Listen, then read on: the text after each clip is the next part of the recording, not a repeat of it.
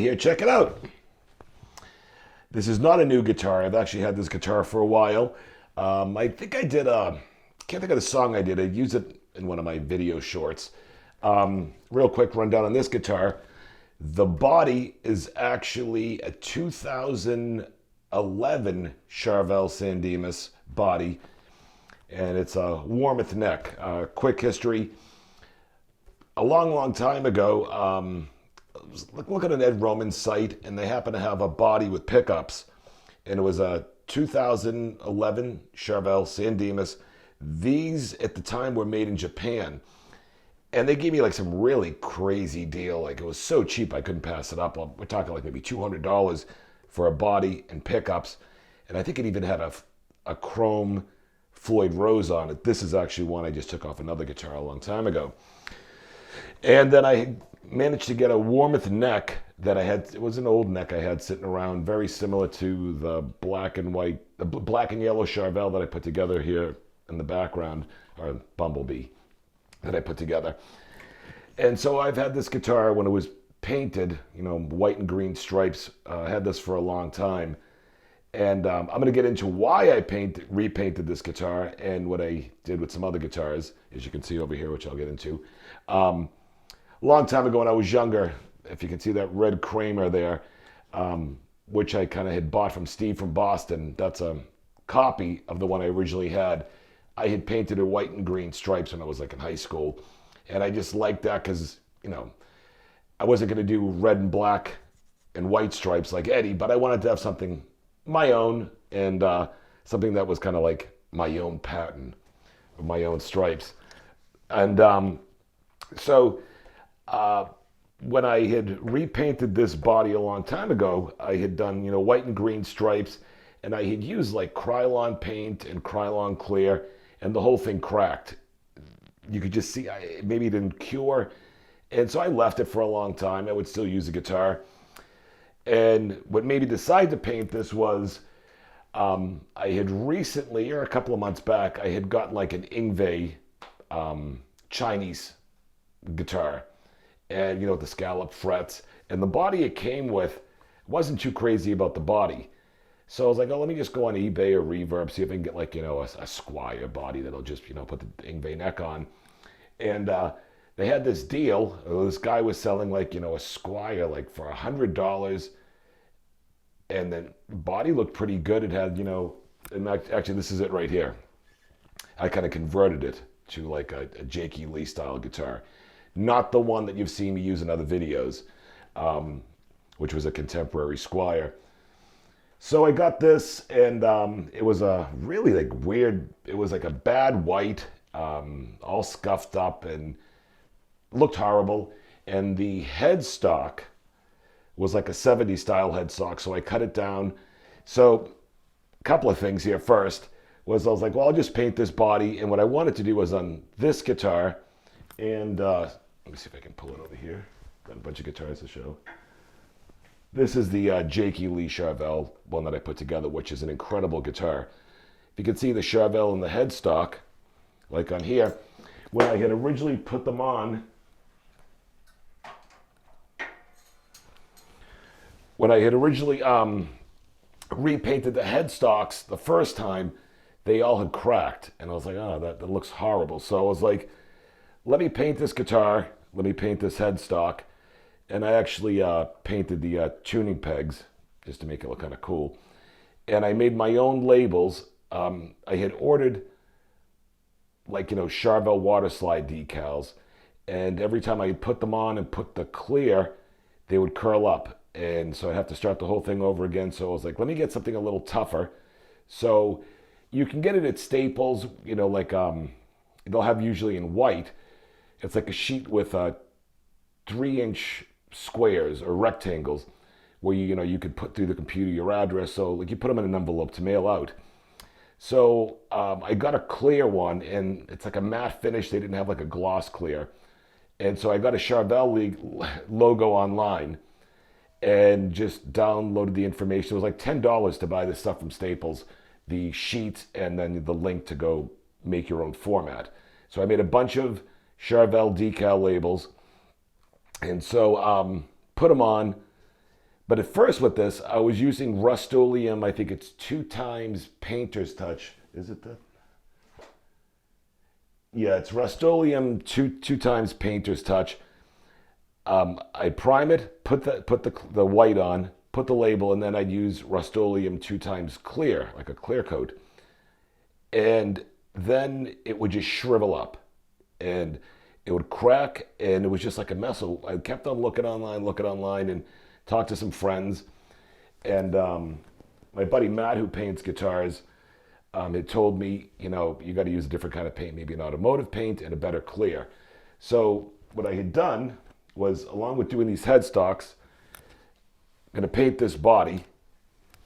For the body, I used a Duplicolor. These are like car paints. I got this like from an automotive store. Put primer. Then I got, what is this? It's a GM color, Arctic White. And so, I let that sit, and then I put the Charvel decal on the headstock. And then I use this stuff, which is it's called Spray Max 2 times clear. And what happens is with this, you would take this little tab off over here, you insert it on the bottom, and then you hit it real hard, and it opens up another can in here. It's like it mixes a solution. You have 24 hours once you start spraying to use it. So I figured, okay, let me get a bunch of things done. Let me paint this body, and let me sand down the headstocks on this guitar and the other Charvel, because I wanted to have better looking headstocks because they were all cracked before. And then I started thinking, like, I don't know, that a sparkle, started thinking about sparkle guitars. And if you've seen that video I have a Jackson JB, is it JB? It's a Mexican Crossroads Jackson, like Steve Vai, for Jack Butler, Steve Vai. I've used it in a bunch of videos, and I think I did a demo on it a long time ago. I love the way that sparkle looks, where, you have the clear and you can just see the sparkles underneath. So I was like, let me do that to the stripe guitar that I had. So, kind of going in circles here, but so I had sprayed the white on this guitar, but didn't put the clear on yet, so I figured I'd do it all at once with all the guitars. And then this guitar already had paint on it, so I just took like a 400 grit, took the whole thing apart, used a 400 grit sandpaper, and then I took Rust-Oleum glitter, and I taped it up. So I taped up, say, the green first that was originally there, sprayed this, and when that paint goes on, it's almost like a sandpaper. So waited for a day for it to dry, then I taped up the white and sprayed over the green with this Rust-Oleum. I think this is a Kelly green or something like that. And this goes on like sandpaper too. And before, on this guitar, it was just a bare headstock with a Charvel logo. And I was like, well, let me make the headstock match the body. And so I did the same thing, put the logo on, and I thought that, maybe I should go buy like those, silver and green sparkles that you shake. So once it was painted, sprayed a little bit of clear on there and put the sparkles on, which I thought would look great. And then I was like, oh my God, this thing looks horrible. I mean, it looked really, really bad. Like, what did I do? Because once, I had the white and green sparkles that were on here from the paint, from the Rust-Oleum paint. It was looking pretty cool. And I had done just a light coat of the clear to make it sticky to put sparkles on. And I remember before I had put the sparkles on, I took a picture and sent it to my friend Sam. And he's like, oh, that thing looks great. Can't wait to see what it looks like with all the layers of clear on there. So put the clear on, came out bad. And I was like, can I make this pass? Will this be okay? And so I sent the picture to my friend Sam, like, what do you think? He goes, that looks horrible. You can't go forward. So went and stripped the whole thing down. I used not the regular kind of like stripping stuff. This one is like, it was a Citrella. It's like some kind of orange in it. I'll put a picture up so you can see it. Um, and the worst thing is when you got to strip down a guitar is, you got to kind of put all the chemicals on, and then you got to scrape a little sand, and it's just so messy. So, it's something I had to do. So started all over again. I put some primer on here. No, actually, I didn't put any primer. It was just a bare wood, and I kind of made it a little rough so when I would spray the white on here, it would stick. So I figured, let me do it this way. Sprayed the whole thing white with this, and I noticed that you could see the wood underneath. And I'm like, wow. So I went through 2 cans trying to just fill it up. And so then I said, well, maybe it needs a better base or something that the white will go on top of. So I took this white again, Arctic white, and I sprayed it on top of the Rust-Oleum that I already had. Let it sit and got it just looking real white again. Then I went and sprayed this base, or the sparkles on it, because there was kind of a base on there, so you could really kind of see the sparkles in the white. Then I had taped it up, and I was like, gee, if I put this green on here right on top of the white, it may show through, and I may have to do layers and layers and layers. So I happen to have kicking around this Krylon, which I think I used when I originally painted it a long time ago. So striped it up, sprayed the Krylon on there just to get a base coat of green. And then once that green base was down, then I put this green sparkle, and pretty much did the same process over here on the headstock. Like I said, when this stuff goes down, it literally becomes like a piece of sandpaper. It's very rough. And so, as far as that logo goes, those are those little mailing pads that, it kind of stuck on here pretty good. So then I just put about, I'd like to say between the headstock and the body, do them all at once. Over the course of maybe 3 days, probably about 6 cans of this stuff, because I had to go really, really heavy, because even when you would rub your hand, you could feel that, the green may be higher than the white, or one of those, I can't even talk. The white may be not leveled with the green. So, the more of this you put on when you do your wet sanding, you can kind of level it out from there. And I figured, well, I'm spraying everything. If you remember a while back, I did a video on a Zakk Wylde, Gibson, Chinese Les Paul. This is the one, the camouflage. And I was like, well, I really like this guitar or the way it looked, just because it had a maple neck. You don't see Les Pauls with the maple neck. And so I was like, I'm not going to strip down this whole thing, because whatever they use for a cap, it could be cheap wood. And when I start doing the scraping, maybe it would kind of dissolve too. So I took 400 grit sandpaper and just sanded the camouflage, stripped the whole guitar down, took all the parts off, and then kind of scuffed it up, put the primer on here.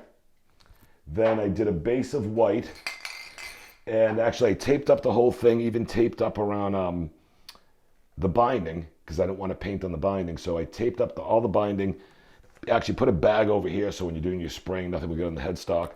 So once I had the base of white from this, then I sprayed it all white with the sparkle paint, and then did like I did with this. I put the stripes on, then I put Krylon just to give the green base when I put down the Rust-Oleum sparkle.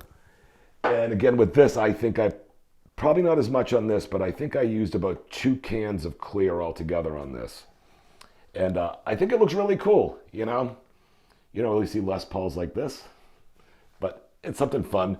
It's actually not a bad guitar, considering it's, it's a Gibson, or Gibson or Chibson, whatever they call it. The only thing I don't like about it's got a heavy neck, and the pickups, they're not potted. So if you're playing in front of an amplifier, like in here, it's kind of a closed loop, because I've got headphones on. There's nothing coming through the speakers if I was playing that guitar. So you're not going to get any feedback. But if I was just playing through the speakers, like say when I do some songs or whatever, you're going to get a lot of feedback. So I may put some Duncan 59s on there. If I can find a set for maybe under 100, I'll do it.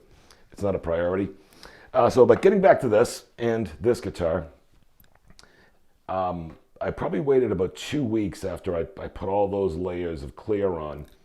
And I probably, when I was putting these on, probably put them every 20 minutes. And, I used a lot of cans because I wanted to try to get a very high level of clear. I'm not sure when you look at it. I mean, when I see it, I can see the white sparkle, and obviously you can see the green sparkle. I can see that on my monitor. But I'm not sure if you can see the white. But I think it looks great.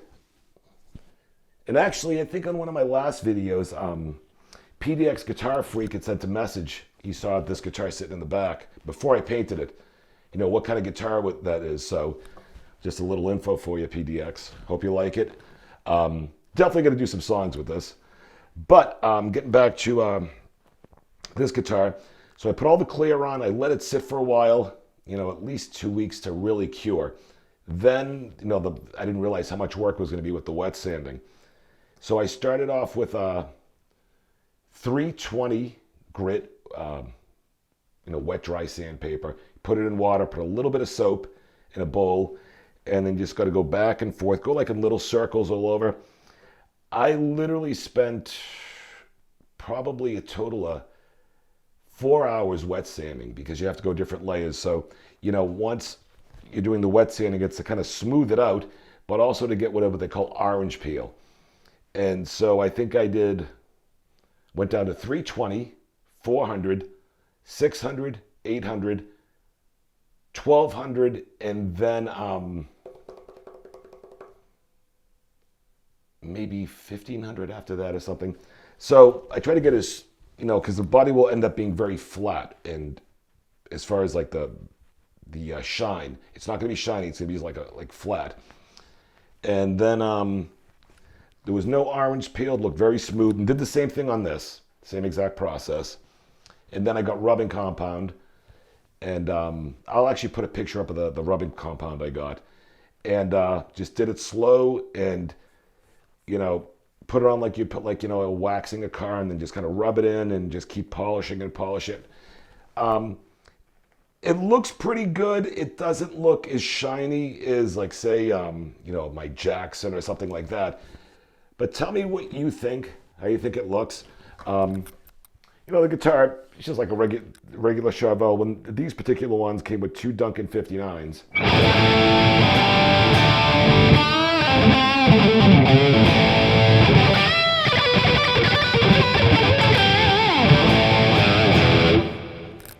Really, this was just more talking about, being able to paint a guitar on your own.